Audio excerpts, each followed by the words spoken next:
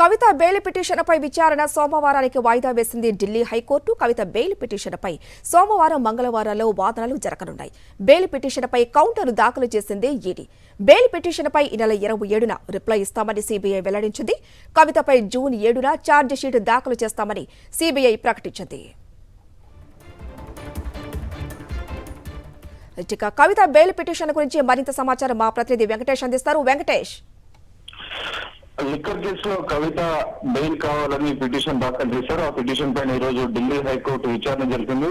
ఈ సందర్భంగా కవిత తరపున న్యాయవాది తమ వాదనలు వినిపించారు. ప్రధానంగా కవిత మహిళ అనేటువంటి ప్రాతిపదికన గ్రౌండ్ పైన తమకు బెయిల్ ఇవ్వాలని విజ్ఞప్తి చేశారు. ఆ మేరకు చట్టపరమైనటువంటి నిబంధనలు ఉన్నాయి కాబట్టి మహిళను దృష్టిలో ఉంచుకొని ఆ మేరకు ఆమెకు బెయిల్ ఇవ్వాలని విజ్ఞప్తి చేశారు. అలాగే కవిత అరెస్ట్ విషయంలో కానీ రిమాండ్ విషయంలో కూడా ఈడీ, సిబిఐలు చట్టపరమైన నిబంధనలు పాటించలేదు, వాటన్నిటిని ఉల్లంఘించారనేటువంటి అంశాన్ని ప్రధానంగా కోర్టు దృష్టికి తీసుకొచ్చారు. అలాగే కవితకు సంబంధించినటువంటి విషయంలో కేసు 2022లో నమోదైనప్పటికీ 2023 వరకు కూడా వెయిట్ చేశారు.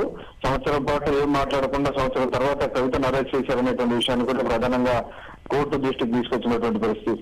అలాగే ఈ కేసులో ఇప్పటివరకు ఇచ్చినటువంటి వాంగ్మూలాలు, కవితకు వ్యతిరేకంగా వాంగ్మూలాలు ఇచ్చినటువంటి అరుణ్ పిల్లై ఆ తర్వాత దాన్ని వెనక్కి తీసుకున్నటువంటి అంశాన్ని కూడా కోర్టు దృష్టికి తీసుకొచ్చారు. సో ఈ అంశాలకు సంబంధించి మొత్తం వాదనలు ఒక సగం వాదనలు పూర్తయి ఇంకా మరికొంత వాదనలు జరగాల్సి ఉంది. ఆ మేరకు కోర్టుకు సమయం తక్కువగా ఉండడంతో న్యాయమూర్తి కేసును సోమవారానికి వాయిదా వేశారు. సో సోమవారం, మంగళవారం 2 రోజుల పాటు ఈ కేసును పూర్తిగా హియరింగ్స్ పూర్తి చేయబోతుంది కోర్టు. అలాగే ఈ కేసులో ఇప్పటి వరకు సిబిఐ తన కౌంటర్ దాఖలు చేయలేదు. సో కౌంటర్ దాఖలు సంబంధించి సోమవారం కల్లా ఈ కౌంటర్ దాఖలు చేస్తామని సిబిఐ తరపు న్యాయవాది న్యాయస్థానం దృష్టి తీసుకొచ్చారు. అలాగే ఇప్పటి వరకు ఈ కేసులో ఈడీ మాత్రమే కవిత పైన ఛార్జ్ షీట్ దాఖలు చేసింది, సిబిఐ దాఖలు చేయలేదు. సో ఆ నేపథ్యంలో ఈ రోజు కోర్టులో కూడా సిబిఐ వెల్లడించింది.